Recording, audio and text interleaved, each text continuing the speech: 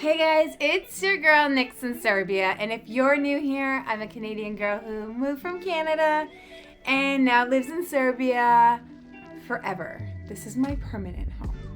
Anyways, for all of my subscribers and my regular people who tune in, if you haven't subscribed, please subscribe. I don't usually ask of that, but hey, if you visited my videos more than once, subscribe. Anyways, I have been so busy. I feel so fortunate that I have been able to see so many places and explore and do so many things, and I have so much to share with you guys the next few weeks. At one point I thought I was running out of content, and I mean, I'm like backed up with content. I've got so much to tell you. Anyways, first off, I know I always like to share something that is just like, wow, because I don't know these things, and then I don't know, I'm assuming other people don't know these things, and I'm not scared to feel stupid, so I'm gonna share it with you. I know all my Serbs know this, but does everybody else in the world know that when there's really bad storms here in Serbia, they actually have these little missiles that they shoot to disperse the cloud or disperse the storm, and then they have these anti-hail missiles that they shoot into the air as well? Because that's new to me. And in casual conversation, I was speaking with somebody who is from Serbia, and they were like, hey, did you see the 3 missiles they shot to try to stop that supercell that hit us? And I'm like, I'm sorry, I didn't hear you pass the missiles. I'm gonna need you to repeat that. And then I think back to but dumb Americans who were shooting, not all Americans, the dumb ones, who were shooting their guns at a storm. I mean, they have the right idea. They just don't have the force and the power that they need. And I think they need a Serb in their life. We have been hit, unfortunately, with supercells, this new word that has been introduced that I'm seeing all over the news here in Serbia. There were just 2 really large storms that we recently got back to back, no time for recovery in between. And it's like 1 minute you're good, the next minute it's like, it's not good. And I have really never experienced storms this bad being from Toronto, Canada. I'm not sure about, there's people that have been hit with tornadoes in Canada. There's people that have been hit with, hurricanes because they're on a coast. But in Toronto, we don't really get anything like this. So it was definitely really scary. And unfortunately, we got stuck in the eye of a storm in our car with no shelter, really, other than the car with trees falling everywhere. Yeah. Anyways, I don't want to spend too much time talking about devastation of a storm because I have a lot more to cover. Let's talk about the train in Serbia, the speed train, which I took, unfortunately, on the day that the last storm hit, but it was a whole experience. Let's get into it.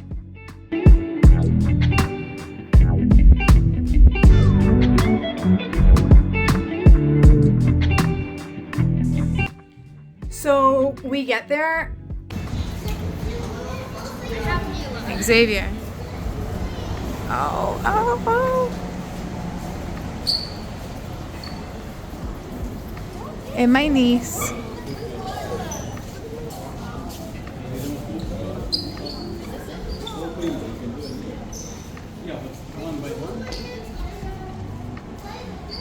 And of course, it's like the big group of the family. We do everything together, not just my husband and I and the kids. I mean, it's everybody. And we walk up to the machine to buy tickets, and we were perplexed. Okay, I'll blame it on myself in case nobody else wants to take the heat. It was beyond my comprehension. So we went over to the people that were working in the booths, and they gave us tickets and didn't really explain anything. Okay, we're thinking, there's nothing to this, right? You get your ticket and you get on the train. Okay.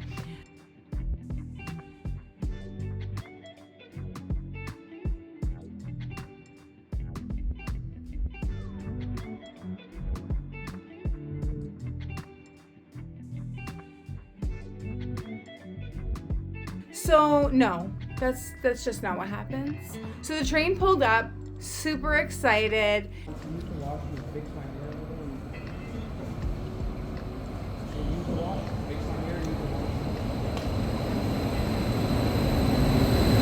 not even stopping for us.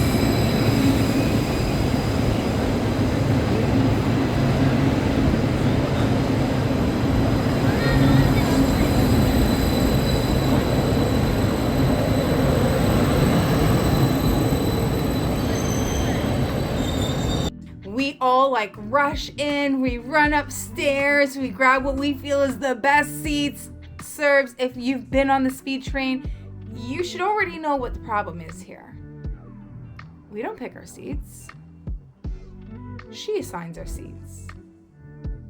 We sit where we're told, just like an airplane. Guys, we were sitting down and we were so excited about our seat, and this guy came up and there was a seat beside me. And I'm like, oh, like, are you trying to pass? Because like, he was like kind of coming like around me. And he's like, I'm trying to get to my seat beside you. It's my seat number. I was like, what do you mean it's like your seat number? Yeah, he shows me the ticket. Oh my goodness.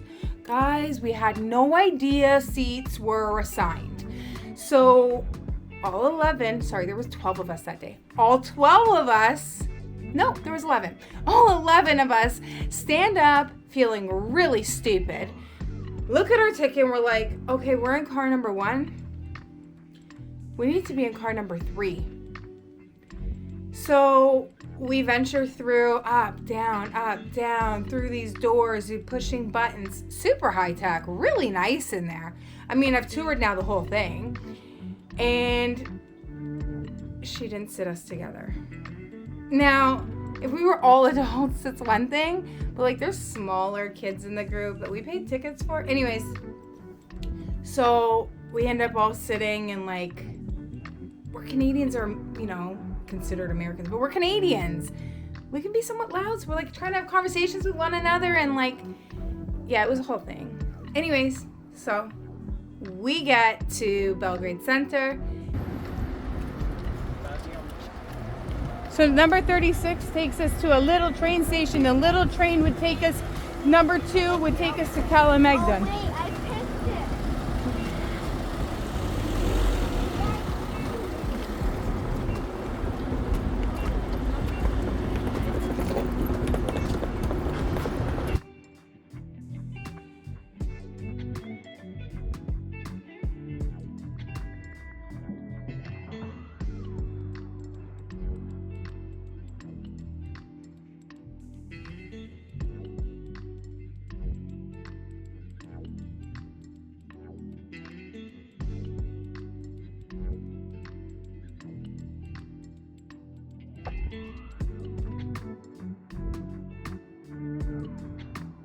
And we're in the middle of nowhere. Yeah. Now what? Now what do we do? So we Google the closest restaurant, which happened to be Hyde Restaurant.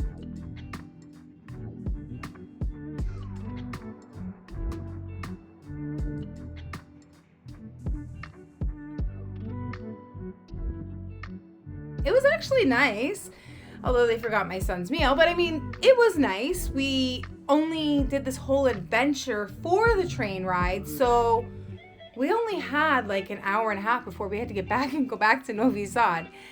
The train is super fast. They offer food and drinks on the train. Here's the menu.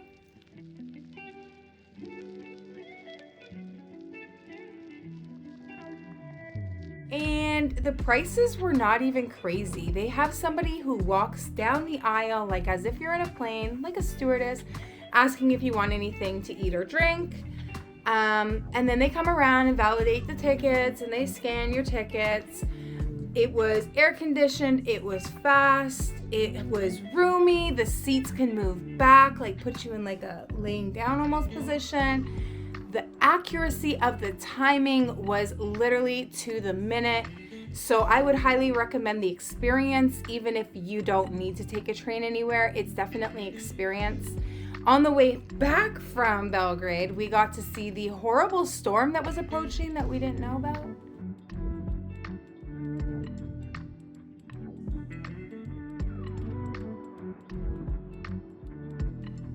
Yeah, it was scary. And on the way back, we actually asked when we bought the tickets, can we sit together? Oh, and here's another thing. The lovely lady in Novi Sad didn't even tell us that we can get a return ticket. So yeah, we had to buy a one-way there and then a one-way back. What a beauty. Anyways, so on our way back, we see this storm. We're like, oh my gosh, we gotta run. We ran to our car. We all got in the nick of time, but Kiki went to a friend's house. Oh my God. Did you see that? Yeah. Are you recording? Yeah. Yeah, you got that on video. Yeah. Okay. Good. Careful, babe. Why? Oh. Pulling over? Yeah. Everyone's got their hazards on. I think they're pulling a tree over there. I don't know. You got to go up the curb a bit here. I don't know why he's stuck, the bus. It's a bus, yeah. But he looks like he can't get through. Oh my God. Oh my God. You're running. You're on your high Oh, beams. it's a tree. I would go through here. And what? Go through. And go. Oh, you can't drive down the opposite side of. If there's no one there, you quickly go. Okay, so there's a tree. No one can pass.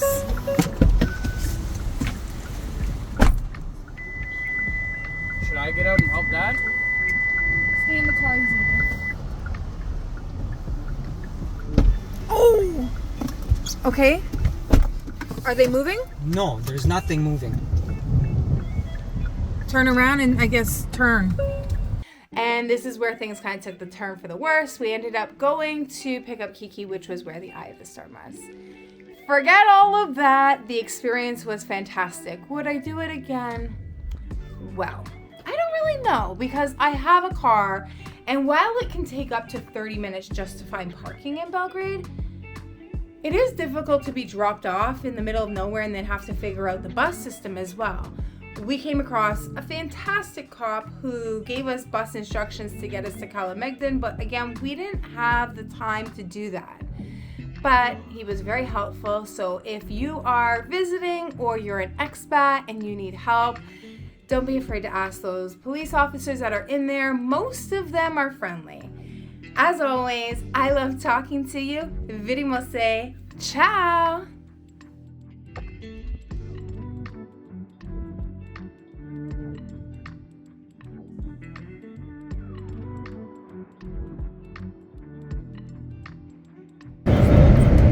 Pressure from the getting into the tunnel. And then they loosen up. Again?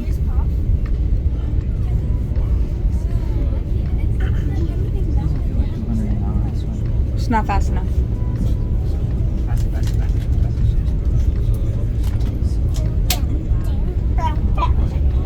Leia, sit where my seat is. Sit to the window. The train is coming. That's the one we rode on, yeah? No? No, it's not. Yeah, it is. No, it's not. It's not even a double decker. What the hell happened to that train? Oh my God. That train has been through the whole